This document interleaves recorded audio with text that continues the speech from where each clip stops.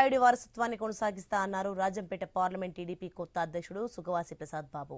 స్థానిక సంస్థల ఎన్నికల్లో అన్ని నియోజకవర్గాల్లో టీడీపీ జెండా ఎగరేస్తామని చెప్పారు. అందరినీ కలుపుకొని మంత్రి రాంప్రసాద్ రెడ్డితో కలిసి పార్టీని బలోపేతం చేస్తామన్నారు. ఎవరితో విభేదాలు లేవంటున్న ప్రసాద్ బాబుతో మా కడప ప్రతినిధి Prasad Sharma face to face. Telugu Desam party parliament అధ్యక్షుల ఎంపిక కార్యక్రమం పూర్తిగా రాష్ట్ర వ్యాప్తంగా అన్ని పార్లమెంట్ నియోజకవర్గాల్లో జిల్లా అధ్యక్షులను ప్రకటించేది. ఈ నేపథ్యంలోనే చాలా కాలంగా ఉత్కంఠంగా ఎదురుచూస్తున్నటువంటి అన్నమయ్య జిల్లాకు సంబంధించినటువంటి జిల్లా అధ్యక్షుని కూడా సుగవాసి ప్రసాద్ బాబును మాజీ టీటీడీ బోర్డు మెంబర్ ఎవరుతున్నారో ప్రకటించేది. ఈ నేపథ్యంలో సుగవాసి ప్రసాద్ బాబు మనతో ఉన్నారు. సార్ చెప్పండి, ఈ అన్నమయ్య జిల్లా సంబంధించినటువంటి ఈ జిల్లా అధ్యక్ష పదవి సంబంధించి చాలా ఊహాగానాలు వచ్చాయి, చాలా ఉత్కంఠత తెరదీసింది. చివరికి గతంలో ఏదైతే అనుకున్నారో మీ పేరునే ప్రతిపాదిస్తూ ప్రభుత్వ పార్టీ ఏదైతే నిర్ణయించడం జరిగింది, ఈ అన్నమయ్య జిల్లా ఎలా ముందుకు వెళ్ళబోతున్నారు పేరు? ముందుగా మాకు ఇంత పెద్ద బాధ్యత అప్పచెప్పిన మా ప్రియతమ నాయకులు చంద్రబాబు నాయుడు గారికి, యువ నాయకులు లోకేష్ బాబు గారికి, మరియు తెలుగుదేశం పార్టీ నాయకులకు, కార్యకర్తలకు, ప్రజలకు, ముఖ్యంగా ఎమ్మెల్యే కిషోర్ కుమార్ రెడ్డి గారికి, మినిస్టర్ రాంప్రసాద్ రెడ్డి గారికి, షాజహాన్ గారికి, అలాగే ఇన్ఛార్జీలకు, కార్పొరేషన్ చైర్మన్లకు, డైరెక్టర్లకు అందరికీ నా హృదయపూర్వక కృతజ్ఞతలు. తెలుగుదేశం పార్టీ రాష్ట్రంలో 2024 ఎన్నికల్లోనే తన బలం నిరూపించుకునింది.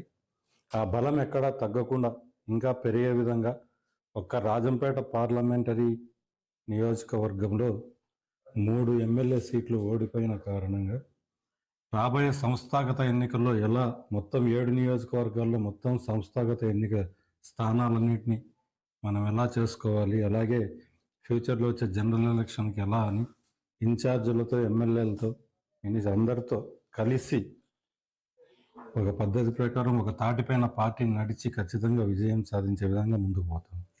ఒక కాకతాళిక విషయం ఏంటంటే, ఇటు రాజంపేట కానీ, ఇట్లా రాజంపేట పార్లమెంట్ సెగ్మెంట్ కానీ, అటు జమ్మలమడుగు పార్లమెంట్ సెగ్మెంట్ పాత నాయకుల వారసత్వాన్ని తీసుకురావడం జరిగింది.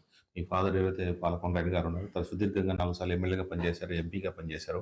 ఆ వారసత్వం కొనసాగింపులో మీకు వచ్చినట్టు బాధ్యతలను ఇక్కడ పార్టీ ఏ రకంగా వారిని సాటిస్ఫై చేయబోతున్నారు, వాళ్ళతో ఎట్లా కలిసి పనిచేయబోతున్నారు?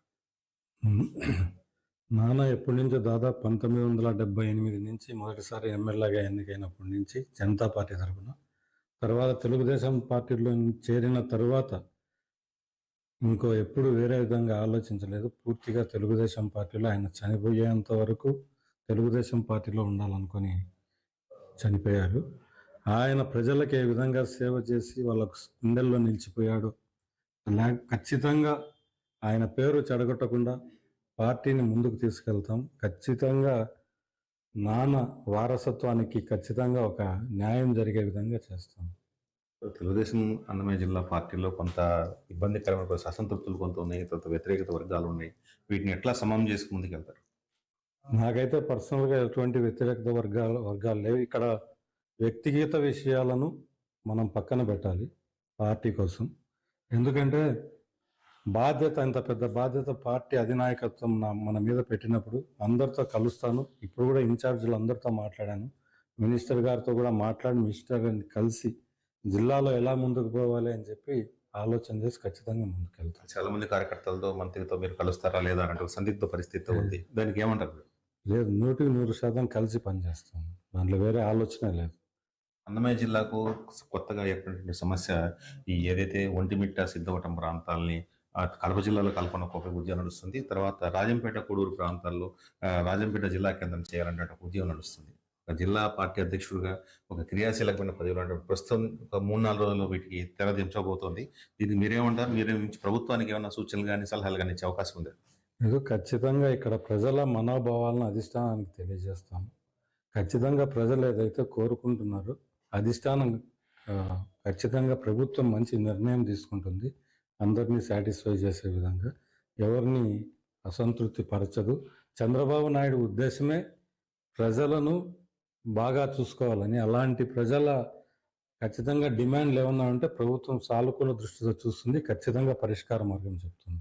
మీ ముందు నుండి ప్రధాన టాస్క్ స్థానిక సంస్థల ఎన్నికలు త్వరలో రాబోతున్నటువంటి ఊహాగానాలు ఉన్నాయి. తర్వాత ప్రభుత్వం కూడా ఆ దిశగా చర్యలు తీపడుతుంది. స్థానిక సంస్థల్లో ఏ రకమైనటువంటి పంత అనుసరిస్తారు, ఆ తర్వాత లోకేష్ మార్కుతోనే అటు కడప కానీ రాజంపేట పార్లమెంటు స్థానంలో యువకులను ఎన్నుకోవడం జరిగింది. ఎట్లా మీ మార్క్ ఎట్లా చూపించబోతున్నారు? అందరి ఇన్ఛార్జీలతో కలిసి పార్టీ మండలాధ్యక్షులతో, గ్రామ స్థాయి కమిటీలతో, మండల స్థాయి కమిటీలతో, నియోజకవర్గ స్థాయి కమిటీలతో కలిసి ఖచ్చితంగా సంస్థాగత ఎన్నికలను మేము గెలవబోతున్నాం, గెలుస్తాం. కారణం ఏమంటే వైఎస్ఆర్సీపీ ప్రతిపక్షంగా ఫెయిల్ అయింది. వాళ్ళు ప్రజలు 2019లో బ్రహ్మాండమైన మెజార్టీ వాళ్ళకి ఇస్తే ప్రజలను మెప్పించలేక దాదాపు 154 సీట్ల నుంచి 11 సీట్లకు పతనం అయిపోయింది.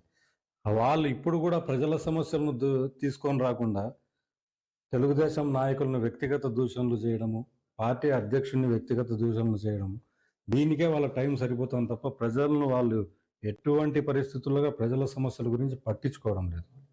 అలాంటి వాళ్లకు ఏం చూసి ప్రజలు ఓట్లేస్తారు?